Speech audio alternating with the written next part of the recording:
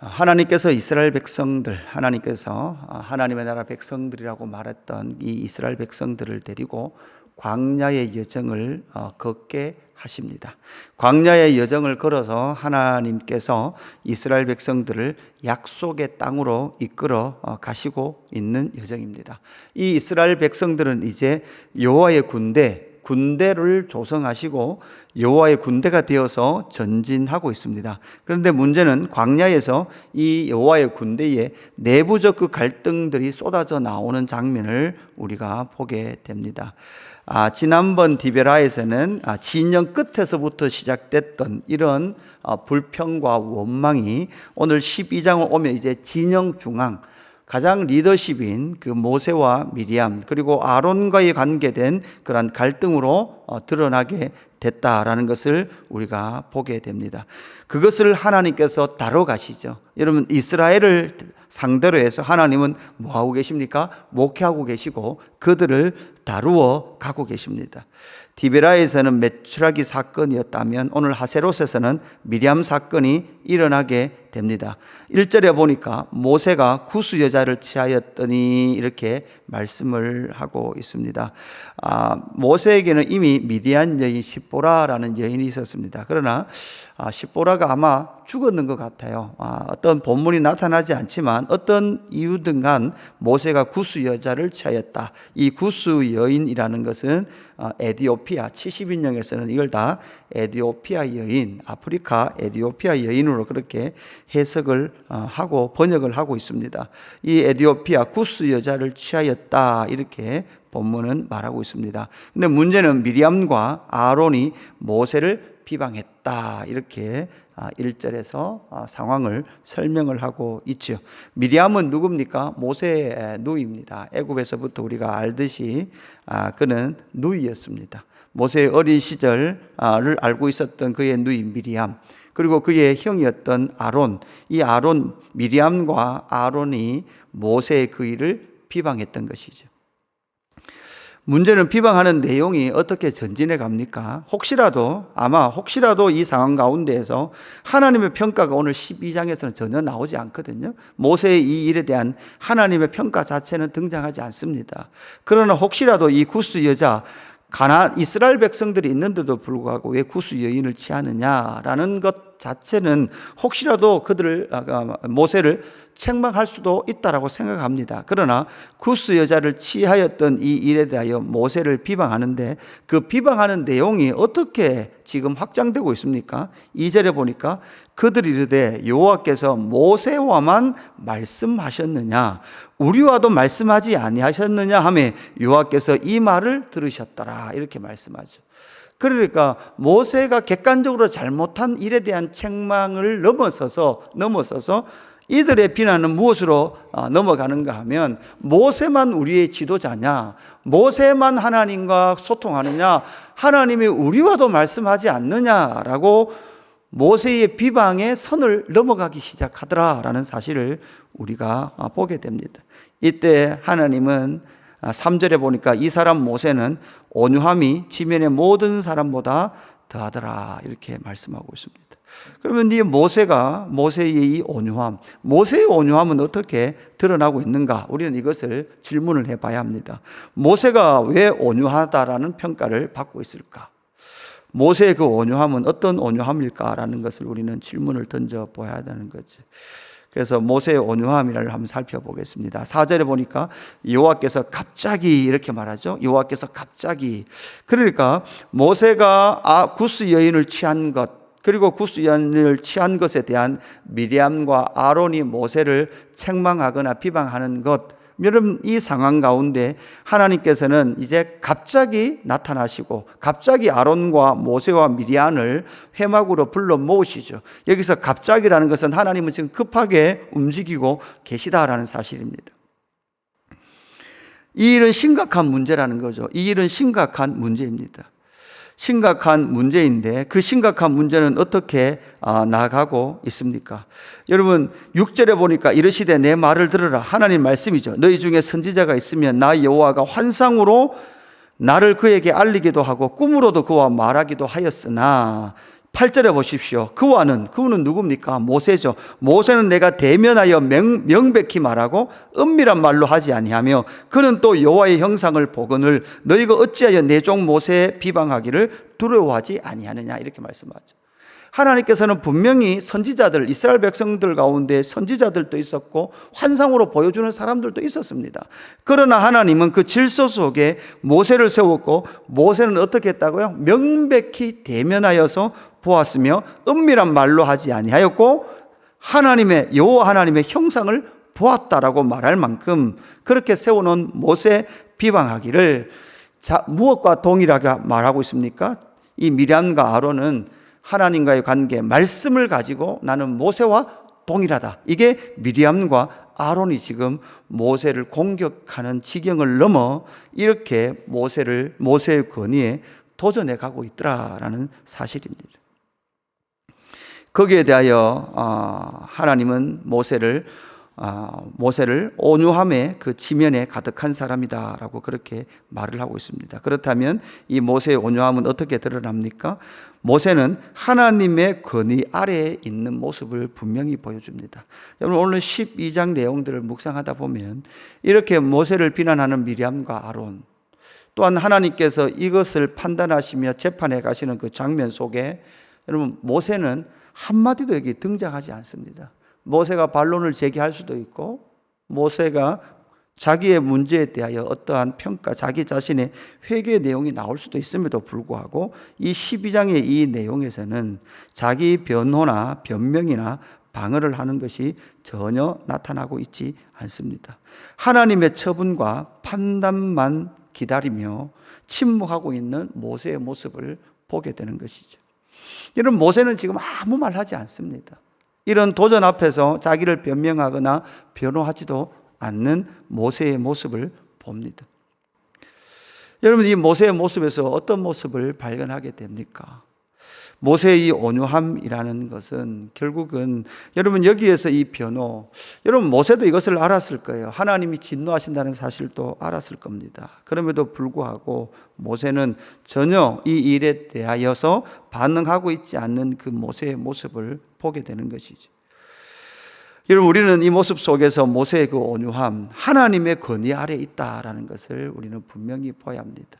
여러분, 모세가 이렇게 말할 수도 있었을 거예요. 너희들 이러면 하나님으로부터 징계받는다, 나에게 도전하지 마라, 이 말을 할 수도 있었을 겁니다. 그러나 모세는 이 말조차도 아끼고 있고 하지 않고 있다라는 사실이죠.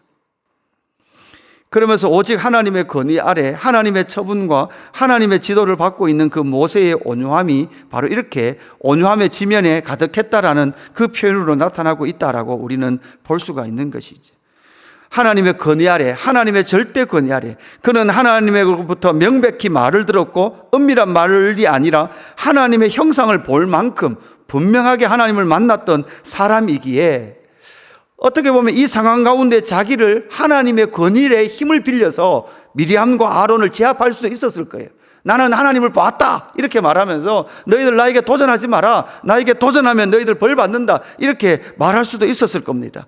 그럼에도 불구하고 모세는 이 속에 침묵하며 하나님의 권위 아래 서 있는 모세의 모습을 발견하게 되는 거죠.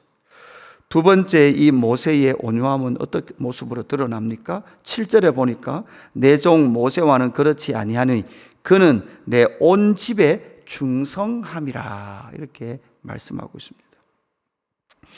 여러분, 침묵은 무엇입니까? 침묵은 또 하나의 충성입니다. 여러분, 모세는 이 상황 가운데서도 자기의 직무를 행하고 있는 모습을 보게 되죠. 여러분, 이 모세의 이 그 집에 하나님의 집에 온 집에 충성합니다라는 것은 어떤 말씀으로 연결되는가 하면 우리가 잘 알듯이 히브리서 3장에 보면 이 말씀이 나옵니다. 히브리서 3장을 한번 보시죠. 화면에 보면 1절, 2절, 3절이 나오는데요. 그러므로 함께 하늘의 부르심을 받은 거룩한 형제들아, 우리가 믿는 도리의 사도이시며 대제사장이신 예수를 깊이 생각하라 이렇게 말씀하고 나서 2절, 그는 자기를 세우신 이에게 신실하기를 모세가 하나님의 온 집에서 한 것과 같이 하셨으니 그는 모세보다 더욱 영광을 받으실 만한 것이 마치 집 지은 자가 그 집보다 더욱 존귀함 같으리라 이렇게 말씀하고 있죠. 그러니까 예수 그리스도를 말하고 있는데 예수 그리스도의 신실함은 모세가 하나님의 온 집에서 한 것과 같이, 여러분 모세가 이 여호와의 온 집에서 충성된 것은 사실은 누구의 모형으로? 예수 그리스도의 모형으로 나타나고 있는 것이죠. 그러나 이 예수님의 존귀함은 모세는 그 집에 다 지어놓은 집에 충성했다면 예수는 그 집을 지은 자다 이렇게 말씀을 하고 있습니다. 여러분 4절 이렇게 말하죠. 집마다 지은 이가 있으니 만물을 지으신 이는 하나님이시라. 또한 모세는 장래에 말한 것을 증언하기 위하여 하나님의 온 집에 종으로서 신실하였고 그리스도는 하나님의 집을 맡은 아들로서 그와 같이 하셨으니 우리가 소망의 확신과 자랑을 끝까지 굳게 잡고 있으면 우리는 그의 집이라 이렇게 말씀하고 있는 거죠. 그러니까 하나님의 아들 예수님은 모세는 종으로서 신실하여, 여러분 종은 당연히 뭐 해야 됩니까? 종은 당연히 신실해야 됩니다. 그러나 그리스도는 하나님의 아들이었음에도 불구하고 하나님의 집에 신실하게 하나님의 집을 세웠다라는 것을 우리에게 말씀합니다. 그러면서 이 히브리서 3장은 어떻게 이어집니까? 그날에 하나님의 음성을 듣거든 너희의 마음을 완악하게 하지 마라. 너희의 마음이 완악하다면 그 안식에 들어갈 수 없느니라 라고 분명히 말씀하고 있는 내용으로 이어지고 있습니다. 그래서 모세는 그 온 집에 충성된 자의 삶, 사실 모세는 이 온 집에 충성되었으므로 말미암아 사실 모세는 할 말이 많음에도 불구하고 뭐 했단 말이에요? 말하지 않았다는 거예요. 여러분 말하면 하나님의 집이 깨어질 수 있는 확률, 가능성이 있다는 것이죠. 모든 것을 다 말하여 쏟아내면 그 집은 깨어집니다. 여러분 하나님의 나라의 공동체 중에 리더십이죠. 리더십들이 모든 것을 다 말하기 시작하면 그 집은 깨어집니다. 주님의 몸된 교회는 중요한 것은 여러분 보십시오. 여러분 불평이 진영 끝자락에서부터 올라와요. 그죠? 여러분 이 일이 하나가 있었다면 이제는 진영 중심에서 그 진영에 하나님께서 세우신 리더십에 대하여서 니만 하냐? 나도 할 수 있다. 니에게만 말했냐? 우리에게도 여호와께서 말씀하셨다라고 말하는 이 논쟁이 펼쳐지는 것을 보면서 이 신약 시대 교회조차도 똑같은 갈등과 일들이 일어나고 있다라는 것을 우리는 보게 되더라라는 사실이죠. 여러분 그러면서 리더십이었던 모세는 자기의 권위를 주장하는 모습들이 전혀 나타나지 않죠. 이런 것이죠. 목사가 늘 자기의 권위, 나를 세웠으니 너희들 그러면 벌 받는다. 이런 것들로 모세는 통치하고 있지 않더라는 사실이죠. 그것은 왜 그렇습니까? 하나님의 집, 하나님의 나라가 하나님의 원하신 대로 세워지기를 원하는 그 하나님 아버지의 마음으로 충만했던 모세의 모습이 이 모습 속에 나타나고 있다라는 사실입니다. 그래서 교회, 하나님의 집, 하나님의 나라는 두 가지가 건강해야 합니다. 진영 가운데 그 원망과 불평, 그것이 없는 것과 또한 하나님께서 세우신 리더십들이 정말 생수의 강이 흘러가듯이, 리더십들을 통해서 생수의 강이 교회를 흘러가듯이 그 리더십들이 하나님 앞에 서서 하나님의 질서 앞에 순복하며 나아가는 모습이 드러나야 된다라는 것을 우리에게 보여주고 있습니다. 마지막 하나, 모세의 이 온유함은 무엇으로 드러납니까? 이 사건에서는요, 모세가 어떤 모습으로 등장하는가 하면 13절 모습으로 딱 한번 등장합니다. 13절, 모세가 여호와께 부르짖어 이르되 여호와여 원하건대 그를 고쳐 주옵소서. 여러분 뭐 한다는 말이죠? 모세는 기도하고 있더라라는 사실입니다. 기도하더라라는 사실이죠.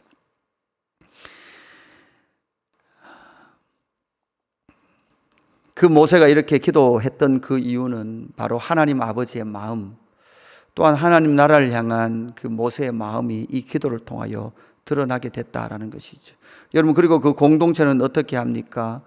이 미리암이 진영 밖으로 나아가 그 나병이 치료되기까지 기다렸습니다. 이래 동안 기다렸고 진영 안으로 들어오기까지 그들은 행진하지 않았다라고 말씀하고 있습니다. 그 미리암의 회복을 온 공동체가 뭐 했다는 거예요? 기다렸다는 거죠. 그리고 그 이래가 되었을 때 그 공동체는 다시 전진하여 바란 광야에 도달하였다라고 말씀하고 있습니다. 여러분, 이것이 바로 온 공동체의 성숙한 모습을 우리에게 보여주고 있는 것이죠. 오늘 이 12장 말씀을 통해서 하나님의 나라의 여호와의 군대의 그 건강함, 그 공동체의 성숙함을 우리는 분명히 살펴보아야 합니다. 그리고 이 모습 속에 12장 모습 속에 그리스도의 모습, 예수님 역시도 이 땅에 오셔서 침묵하시며 제자들을 향하여 그렇게 기도하기를 원했고 요청했음에도 불구하고 자고 있는 그 제자들, 예수님을 3번이나 부인할 그 제자들을 향하여서도 끊임없이 기도하셨던 그 예수님의 모습을 우리가 발견하면서 오늘 이 하루도 이 모세의 모습을 통하여 예수 그리스도를 발견하고 그 예수 그리스도로 말미암아 하나님의 집에, 하나님의 나라에 신실한 자로 살아가기를 소망하는 저와 여러분의 삶이 되기를 주님의 이름으로 축복합니다. 하나님 아버지, 감사합니다. 출애굽 이스라엘 백성들, 여호와의 군대가 된 그 이스라엘 백성들의 모습을 통하여 오늘날 교회의 모습, 우리의 모습을 발각시키고 하나님 고발하여 주셔서 감사함을 드립니다. 주님, 그려합니다. 주여, 우리의 모습이 바로 미리암의 모습이요 아론의 모습이었음을 주님 고백합니다. 아니, 진영 끝에서 원망했던 하나님 이스라엘 백성들의 모습이 곧 우리의 모습이었음을 주님 고백합니다. 하나님, 우리의 죄를 용서하시고 하나님 다시금 여호와의 통치와 여호와의 권위 앞에 무릎 꿇고 순복하며 나아가는 저희들 될 수 있도록 인도하여 주시옵소서. 그로 말미암아 여호와의 온 집에 충성된 자로 살기를 소망합니다. 때로는 억울하면 억울한 대로, 때로는 답답하면 답답한 대로, 때로는 하나님 오해가 있으면 오해 있는 대로 하나님 그 시간을 믿음으로 통과해 가게 하시고 하나님 그것을 통과함으로 말미암아 그 일을 충성되이 통과함을 통해서 하나님의 집이 세워지고 하나님의 영광이 이 땅 가운데, 하나님의 나라 가운데 신실하게 나타날 수 있도록 성령 하나님 우리를 통치하시고 다스려 주옵소서. 하나님, 오늘 이 아침에도 하나님 백성을 향하여 기도하며 나아갑니다. 주여, 고쳐 주시옵소서. 그리고 온 진영이 기다립니다. 주여, 회복되기를 기다리오니 주여 고쳐 주시고 회복시켜 주옵소서. 그래서 온 진영이 여호와의 군대가 되어 함께 전진해 갈 수 있도록 인도하여 주옵소서. 감사함을 드리며 구주 예수 그리스도의 이름으로 기도드리옵나이다. 아멘.